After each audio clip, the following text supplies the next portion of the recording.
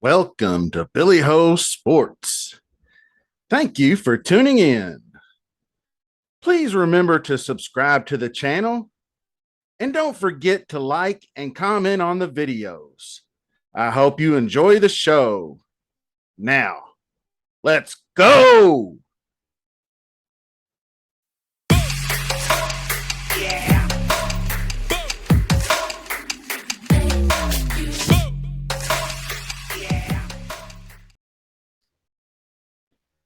Hello, Billy Ho here. Coming at you with week 4 already. Wow. Week 4 NFL DraftKings main Sunday slate. And here we are. Before we get started, welcome to Billy Ho Sports. Thank you for watching. The only thing I ask is click that subscribe button, and we're good. I appreciate it. Doesn't cost you a dime, but it has a lot of value to me. So I appreciate you doing that. And leave a comment on the. And if you like the video, click the like button. All that good stuff is good for the algorithms and all that good thing. So if you haven't subscribed, like I said, I think if you have subscribed already, thank you. I appreciate you. Now, this is going to be the early look at some of the best game stacks on the Sunday slate for week 4. This is the first week we have a London game. So mental note, there's 9:30 a.m. kickoff for the East Coast, the best coast, the only coast, time zone. So get ready for that. Vikings and Saints. So this week we're going to have 12 games and not 13. So be sure to stick around. Toward the end of the video, I got a couple of little tidbits on some stacks that I like this week. I think you'll like it too. So it'll up my time and give you guys some good strategy. So the first part of the strategy, which I'm not going to get into too much, but I just want to let you guys know, if you're new, the first thing you want to do is look at the Vegas odds, the point spread, and the implied team totals. What I mean by implied team totals is each individual team has an implied total, and then you have an overall over-under Vegas total. So one team A might be 24 points, and team B might be 27 points, and now you got a 51 over under. So that's always the first thing to look at, right? So we're going to look at some games now. And I don't have the Vegas odds for next week. We still got the Monday night game. Go Cowboys, get that W. And Cooper Rush season has begun. So be on the lookout for that. And let's take a look at the big board. Okay. What we're looking at first is I've already gone through all the games, the 12 games, and I've narrowed it down to 6 games that I may have interest in some form or fashion of stacking. And when I say best game stacks, it may not always necessarily mean quarterback game stacks. There could be mini stacks. You can do 2-to-1 mini stacks without a quarterback, or just 1v1s. So let's take a look. First game is you got to go with the Buffalo Bills at the Baltimore Ravens. It does say rain here, but it's way too far off to predict anything. So we're not going to worry about weather on a Monday. That's dumb. Now, the implied total on this one is going to be over 50. There's no way this game ain't 28-26 or something like that. So this is definitely going to be the most popular game on the slate. You got 2 stud quarterbacks. Last week we saw Josh Allen had his 3rd straight 30-plus DK week in a loss at Miami, which I'll tell you now is just a little bit of smoke and mirrors, in my opinion, because he threw for 400 yards and 2 touchdowns, yes. Added 47 yards on the ground, yes. But he threw the ball 63 times. And he was dumping off the running backs. He was dumping off here, dumping off there. I don't even know how many running plays they had, but 63 pass plays. So he basically got mostly there on pure volume and not so much efficiency. That Miami defense is pretty good. So let's see. On the other side of the ball, we got Lamar Jackson, who had another back-to-back slate breaker of a week. He only threw for 218 passing yards, but he had 4 touchdowns on just 29 attempts. Impressive. For the second straight week, he got the $100 bonus on the ground and a touchdown. So if you want either of these two quarterbacks, you're going to have to pay. That's for sure. They are 8,400 and 8,300 respectively. And actually, if you want to get into the pass catchers, you got Stephon Diggs at 8,400. And then you have Mark Andrews, who is the number one guy for Baltimore as a tight end, and he's 71. Look at the miles difference. 7,100, and the next Waller is the next guy at 56. You think people are going to want to pay up for Andrews again? Probably if they're seeing that. That's wide receiver one shit right there. Why not pay $7,100? Look who you're paying $7,100 for over here. Mike Williams, Marquise Brown. You're gonna tell me that Mark Andrews has not got more upside than Marquise Brown or DK Metcalf, and he's only 300 more?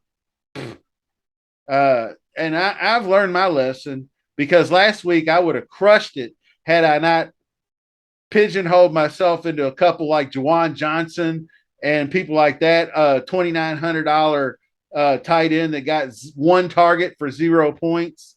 That really cost me. So I think my new philosophy this week is going to be pay up for tight end. You hear me? Pay up for tight end. Now, looking back on it, if you want to try to build a game stack here, well, say take the home team. We'll take Lamar Jackson. And at tight end, you have to take Mark Andrews. So who are you going to run it back with? I mean, you could try to run it back with Diggs. And, it's not the worst thing in the world. Down here, which is actually pretty decent, is Rashard Bateman, 5,600. But you're down to $4,100 a player off your first game stack. Now, you could probably swap that out and maybe go Gabe Davis, but where's your upside? Now, I will keep an eye on this Steph Diggs injury. I don't think it's anything. I think it was just the cramps and the dehydration from the hot game in Miami. He kept having to go in and out, and that has a big explanation why he still got 74 yards, but 7 of 11. He really struggled with the weather. So I think Stephon Diggs would be a good play coming back, but that's very expensive. You might just do a 1v1, maybe just Andrews and Diggs. But if you take those guys, you got to have one of the quarterbacks. So that's a tough call. But I just wanted to put that out there to you. If I was to stack the game, I would probably lean Lamar, and then you can get Bateman and Andrews, and then you could run back with a cheaper McKenzie or even Singletary, who got a great game last week and had like 11 targets, heavily involved in the pass game. So if you think that's going to hit again, then, hit him up. $5,900 Singletary, and McKenzie's pretty cheap too. So the next game I wanted to talk about is going to be this Jacksonville-Philadelphia game. And, of course, Jalen Hurts, but they fairly priced him up right underneath $8,200. So it should be another popular stack. Hurts has been spectacular. He's getting it done on the ground. He's similar to Lamar in the fashion that he just chucks it. But he's got receivers. His receivers are a little better. And if you ever heard of the guy, his name's A.J. Brown. He's a man. He's a man's man. So holler at your boy on that one. A.J. Brown. Then you got Kirk. Devontae Smith is interesting at 5,800. That's back-to-back weeks. He's shown us something. So I think if you're going to do a double stack, you can still roll A.J. Brown and Devontae Smith. That's going to be a tall order with Hurts. But the other guy is interesting in this game is Trevor Lawrence. And looky what we got here. And this game was out of hand way early. And he still ended up throwing it. He was throwing it in third and fourth quarter, 28 to 39, 262 and 3 touchdowns. I guess he's done. I don't know. He had rushing upside, but I guess maybe that's just because he had no other choice. But for 5,700 and in 25, he has to throw multiple touchdowns. And he doesn't have a really Kirk is a take the top off type guy, but it's going to be a tall order to get him. But if he could get you 20 to 25 and you're saving that salary, that's that's almost $2,000 in salary. So that's pretty good there. And they're cutting him loose. Doug Peterson couldn't have had a better coach. So I could see him throwing it another 40 times, and this could be total shootout. So he could throw it a ton in this game, especially if they were to get behind on the road at Philly. So I like Lawrence. I think he's definitely in play for a game stack. And I think the upside of Zay Jones might offer a good double stack with Kirk. So Marvin Jones is cheap as well, but I'm not sure about Marvin Jones. He seems to be more touchdown dependent. Now, I'm definitely not playing Miles Sanders because he's been crap once again, and they raised his price $500.